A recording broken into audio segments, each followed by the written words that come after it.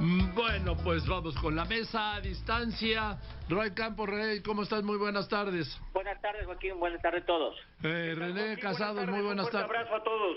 Gracias, don Pepe Fonseca, buenas tardes. Joaquín, muy buenas tardes aquí desde mi fase 2. Venga. A ver. Te Mira, escucho. fíjate que lo que me tiene sorprendido que un hombre del talento político del presidente esté buscando un equilibrio que es como la cuadratura del círculo. Combatir eficazmente la pandemia del coronavirus, pero a la vez con medidas que no dañen la economía. Eso va a ser muy difícil porque la caída económica no es solo por la epidemia, sino también por los precios del petróleo. Entonces, yo no sé si se han dado cuenta en Palacio Nacional que el México de hoy, de marzo de 2020, no es el México de hace un año. Ha cambiado todo y no puedes estar enfrentándolo con la misma narrativa y con las mismas actitudes. Pepe, habla Roy. A ver, adelante, no sé Roy. no sé qué te extraña, Pepe. A ver, todos los mandatarios del mundo, todos están pensando en los dos problemas en este momento. Están pensando en cómo atenuar los efectos del coronavirus y cómo rescatar al país después de que pase la crisis del coronavirus. Todos lo están haciendo. Sea por el caso del petróleo o sea por el caso del coronavirus, estamos en una situación donde a final de esta crisis viene un escenario casi de posguerra. La mayoría de los países van a necesitar planes de rescate agresivos. Lo que te podría extrañar es el tipo de rescate que quiera Andrés Manuel López Obrador, pero creo que lo correcto es que todo presidente esté viendo los dos problemas al mismo tiempo. Menos Trump. Menos Trump, que Trump quiere nada más ver el económico, sí. Y dice que el otro no. Él y Bolsonaro. Sí, pues sí, exactamente. Él es Bolsonaro y el dueño de una televisora en México. Bueno, el caso es que tenemos que ver la parte económica. Sí hay un escenario de posguerra. Sí, de veras. Ahora, hay quien dice, como en el caso de España o Francia, inyectemos a proteger la producción, las empresas. López Obrador dice, no, su forma de pensar es vamos a la gente directamente. Cada quien está tratando de hacerlo. Yo creo que tenemos que cuidar las fuentes de empleo, ese es el asunto, y asegurar que ese empleo se conserve. Es decir, vamos a apoyar a las empresas asegurando que no pierdan el empleo. Lo que me extraña de los políticos, porque tú dices que te extraña de que un ente político como López Obrador haga eso, no. A mí lo que me extraña de los políticos es que en plena crisis de 2020, impresionante, que va a marcar ya el inicio del siglo, no solo este sexenio, marca el inicio de este siglo, que estén pensando en la elección de 2021. Eso es lo que extraña, que están atacando. ¿Eso te extraña? ¿De veras te extraña, Roy? No me extraña, me da coraje, digámoslo así, okay. ¿no? Sí, me da coraje. Que estén pensando en la elección del 21, en qué va a pasar, en que si Morena va a perder y que si el presidente es su mayoría, y que estén actuando con un egoísmo de decir, vámonos contra el presidente porque ahorita está mal. Bueno, sí está mal. Ningún presidente, así fuera, hubiera sido Mitt, Anaya o el Bronco, en este momento estuviera bien. Les hubiera tocado la crisis a cualquiera de ellos. Bueno, le tocó a López Obrador, pero como que es un momento donde los políticos tendrían que estar pensando, oiga, salgamos de estos sanos, toda la población, y después ya nos pelearemos por la parte que sigue. Pero no estemos pensando en el 21 cuando todavía no salimos, no sabemos si vamos a estar vivos. Pero si así son, así han sido siempre. ¿Por qué crees, querido Roy, que van a cambiar? ¿Cambiaron con el terremoto del 85? No. ¿Por qué van a cambiar con esta crisis? No, ni aunque les dé coronavirus van a cambiar. No, lo suyo es lo suyo, ¿sí? No hicieron esta reforma anticonstitucional para que los diputados y senadores puedan hacer campaña para ellos. O sea, sí. Para ellos. Sin pedir licencia al cargo. Sí, no para otros, para ellos. Para ellos mismos, claro. Para ellos, sí. ¿No lo hicieron? Violando con una ley secundaria un mandato constitucional. Sí, así es, sí. Entonces, sin oposición, además, sin oposición. Sí, entonces, y por unanimidad, claro, sí. Entonces, ¿por qué te llama la atención? A mí no. A mí solo confirmo lo que siempre he pensado de ellos. Bueno, sí. Que primero son ellos y luego lo que sea. Pero bueno, En fin, tú, René, te escucho. Te oigo callado. Digo, debe ser la distancia, fíjate que... Aquí estamos, Joaquín. No más digo, no te estoy provocando, nomás. Aquí estamos. Aquí también entra en consideración que lo único que estamos seguros es que todo esto está apenas por iniciar en muchos aspectos y que de lo único que podemos estar seguros es del cambio. Y en épocas y en momentos excepcionales y extraordinarios lo que se necesita son líderes evidentemente de excepción, de política con palabras mayores. Yo creo que los gobernantes, y en este caso hablando de México, si hablamos del gobierno de la Cuarta T y del presidente Andrés Manuel López Obrador, lo que se debe estar preguntando seguramente es que lo que él tenía como plan y como presupuesto e idea de gobierno difícilmente debe ser el mismo, y que sería un espejismo, Joaquín, Pepe, don Roy, don Pepe, sería un espejismo creer que nuestro país, México, es y será el mismo después de estos tremendos golpes de realidad. Aquí también quiero hacer énfasis que el político debe ponerse como solución de los problemas y no como un factor de disonancia. E infortunadamente para la gestión comunicacional de este gobierno, la crisis de comunicación presidencial y gubernamental está aunándose a la crisis de la pandemia y a la crisis de asistencia financiera y económica. Aquí lo que ha habido es una ausencia estratégica y una política comunicacional presidencial que en muchos términos es fallida. Sí, el presidente mismo está defraudando y devaluando sus propias expectativas como se le ha dicho en otras ocasiones por parte de los observadores, de gran genio comunicacional o gran genial comunicador. Sí, hay impactos de observaciones en este momento, de dudas y de escepticismo y desconfianza, precisamente por la manera equivocada en cómo ha tripulado o se ha desentendido o no ha querido tripular la coyuntura de emergencia y de crisis, no solamente de la pandemia, sino también de que yo creo que muchos estamos a la espera del gran acto comunicacional de política. A ver, permítame un momento, tengo que hacer un corte. De decisiones y de acciones monetarias, económicas y financieras, y a la espera de la gran convocatoria de unidad y de concordia. ¿Sí? Bien, permítanme un momento, voy a un corte y regreso. Don Pepe, ibas a decir. Pues mira, Joaquín, para empezar, yo creo que algo anda mal porque estoy de acuerdo con Roy, fíjate. No, pues sí, debe ser la distancia. Sí, será eso, ¿verdad? Lo extrañas. Mira, estoy de acuerdo que es una escena de posguerra, pero, insisto, el que no se den cuenta nuestros políticos, que son los que importan, los políticos mexicanos, el político que es el presidente de la República, que no se dé cuenta, no es consuelo, porque el daño. Ahorita acabas de hablar con la gente de la industria textil. Sí. La industria textil, ¿cuántos empleos? Lo eludió el tema, pero no sabemos cuántos. Yo sí tengo el dato, 1.300.000 directos e indirectos. ¿Y cuántos se pueden perder? ¿Cuántos se van a perder definitivamente aún después ya de que pase toda esta crisis?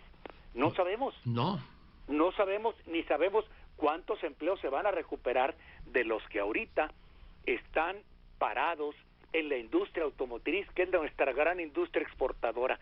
Las circunstancias cambiaron, no lo quieren entender en Palacio Nacional. Y por favor, René está pidiendo milagros. ¿Cómo pide que un mensaje de unidad y de concordia? Por Dios, si lo primero que se manejó hoy en la mañana fueron los adversarios conservadores que allí están siempre presentes como fantasmas de Palacio Nacional. Está ahora resulta que el fraude electoral, que ahora sí ya no va a haber fraude electoral, porque según esto fraude electoral hasta ahora que están ellos en el poder no ha habido, lo cual pone en duda el triunfo de 2018, ¿no? Que también supongo que sería fraude. Y el otro, Joaquín, es que hay un fanatismo que se cultiva, y perdón, lo tengo que decir con todas sus letras y con todo respeto, un fanatismo que se cultiva meticulosamente desde Palacio Nacional. Y eso no contribuye a la unidad, porque están en campaña y no quieren unidad, así de sencillo. Sí, a ver, presidente, hecho varias veces. Ahorita vamos a estar juntos, ya nos pelearemos cuando vengan las campañas. Así es. Roy. A ver, mira, ya que Pepe mencionó temas electorales, nada más quiero recordar dos fechas electorales que esta crisis tiene que modificar o hacer algo. A ver, el Tribunal Electoral fijó para que Morena en 90 días tuviera que elegir por método de encuesta a sus nuevos dirigentes. Bueno, esto en mayo tendría que ser, en plena crisis, van a estar eligiendo un nuevo dirigente de Morena. Yo ya eso veo que algo tendrán que hacer para modificar. Pues yo creo que no lo van a modificar. ¿Sabes por qué? Pues porque acaban de hacer una consulta en plena alerta el fin de semana. En Mexicali, sí, ese es uno. Y la otra, Joaquín, la elección constitucional en Hidalgo y en Coahuila. Bueno, a ver, cómo hacer campañas, cómo hacer sesiones, cómo hacer todo en plena, a principios de junio es la elección. Ya que mencionó elecciones ahorita Pepe, ¿no? Pero bueno, ¿qué va a pasar cuando acabe esta crisis? A ver, imaginémonos el momento en donde ya la Secretaría de Salud nos dice, ya como en Wuhan, China, que ya estamos prácticamente libres, que ya se descubrió un tratamiento, que ya lo que quiera, va. Y entonces, ¿qué vamos a encontrar? ¿Qué México vamos a encontrar? No va a ser el mismo México, no va a ser el mismo mundo, para empezar. Va a ser un mundo en donde en México haya una crisis, porque, a ver, 4 grandes fuentes de ingresos de México están siendo afectadas. El petróleo afectado, las remesas que va a la gente más pobre del país siendo afectadas, el turismo siendo afectado y la industria automotriz por falta de demanda afectados. Esas 4 grandes ingresos de país siendo afectados y la recaudación evidentemente.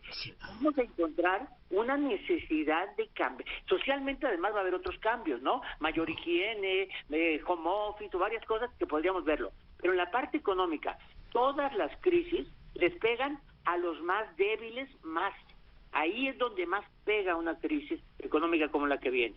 Entonces, sí tenemos que pensar, a pesar de que estemos en la parte de sobrevivencia, estamos en una parte de que hay que cuidar la salud y la vida, sí exigimos que un gobierno también esté viendo la salida de esa crisis, ¿no? O sea, cómo vamos a aterrizar en esa salida de la crisis. A ver, René.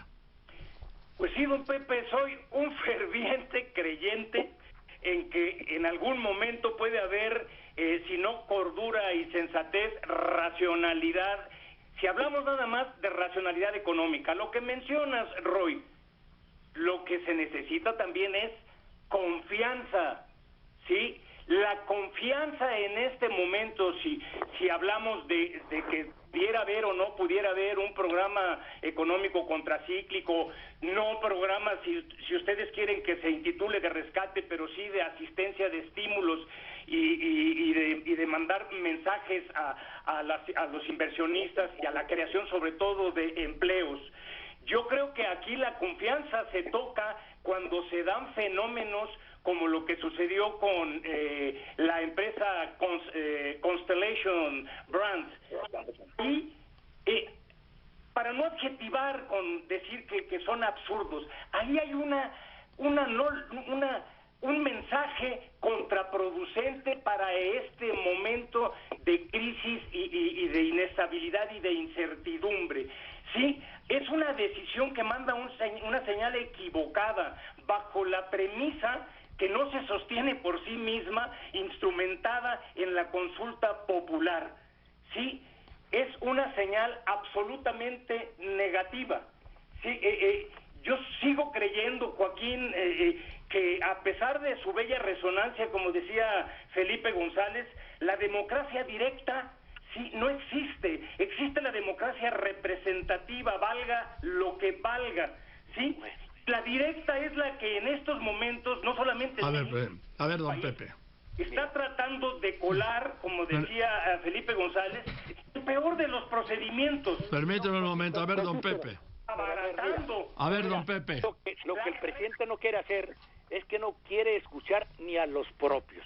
Voy a citar a un agente irreprochablemente partidario del presidente López Obrador, quien dijo, es una reflexión que escribió ayer Es inevitable que cuando retorne la normalidad, la estructura del empleo no volverá a ser la misma en las economías centrales ni en la nuestra. Hay que decidir cómo abordar el problema de los empleos que ya no volverán. Y esto lo escribió Lorenzo Meyer. Lo que a ver, los estadistas son los políticos que tuvieron éxito, porque los políticos fracasados jamás han sido calificados en la historia como exitosos, ¿no? Como los grandes generales son los que tienen triunfos, es igual. A ver, Roy. A ver, yo te voy a una cosa, a López Obrador en este momento no le está yendo bien en esta crisis, o sea, no le está yendo bien. Parte de lo que no le está yendo bien es porque los mexicanos todos vemos no nomás lo que se hace en México, sino vemos lo que se hace en el mundo. Exacto. Y entonces comparamos, ¿no? Y entonces estamos viendo que si lo que hace Trump, y decimos, está loco Trump, pero entonces vemos lo que hace Trudeau y vemos lo que hace Pedro Sánchez. Entonces empezamos a ver y quisiéramos aquí tener la síntesis de todos ellos, lo mejor de que opinemos de todos ellos, y quisiéramos que tomaran medidas exactamente de Madrid, pero con Madrid lo hizo tarde. Entonces tenemos mucha información y eso nos hace que a López Obrador se le exija mucho. Ahora, él es el presidente que tenemos, él es el presidente. Bueno, está tomando decisiones como él cree. Creo que se ha equivocado mucho en la comunicación personal cuando se ha diferenciado de la comunicación oficial, ese hecho de estar dando besos y abrazos. Pero la parte de la Secretaría de Salud lo que hace es, están tratando de hacer, para mí, lo mejor en este equilibrio de afectación de la economía con afectación de la crisis. Están tomando su modelo. Lo que quisiéramos es que les fuera bien, eso simplemente. No, que les vaya bien. Porque nos va bien a todos. Que les vaya bien. Sí, claro. Porque les fuera bien. En fin, gracias, Roy, te lo tomo como una conclusión. Rápidamente, René, una conclusión, por favor. Para lo que mencionaba Roy y lo que comentamos, Joaquín, increíble, pero cierto. En la realidad, sí, el eje rector, el vector central de comunicación es el propio presidente y por momentos se vuelve disfuncional, atenta contra sí mismo y sus capitales políticos. Sí, no contamos con él como portador de significado de confianza en este tiempo de riesgo, de incertidumbre, y provoca dudas, escepticismo y desconfianza totalmente innecesaria. Bien. El presidente sí está en una crisis de comunicación presidencial y el factor político comunicacional del presidente es el eje central. Muchas gracias. Gracias. Para todos. Buenas tardes, don Pepe, por favor, una conclusión. Voy a parafrasear, voy a citar dos frases. Una parafraseando a Heinrich Heine, quien hablaba del matrimonio, pero yo quiero decirle respetuosamente a nuestro presidente, a mi presidente, que por favor, todavía no se ha descubierto la brújula para navegar en la alta mar de dos crisis, una económica y otra de salud. Y la otra, sobre los fanáticos que aparecen por todos lados. Este es una de Kapuscinski. Si entre las muchas verdades eliges una sola y la persigues ciegamente, ella se convertirá en falsedad y tú en un fanático. Gracias, Joaquín. Gracias, don Pepe. Me despido, los saludo. Don Pepe Fonseca, René Casado, Roy Campos. Gracias, la mesa política de los miércoles.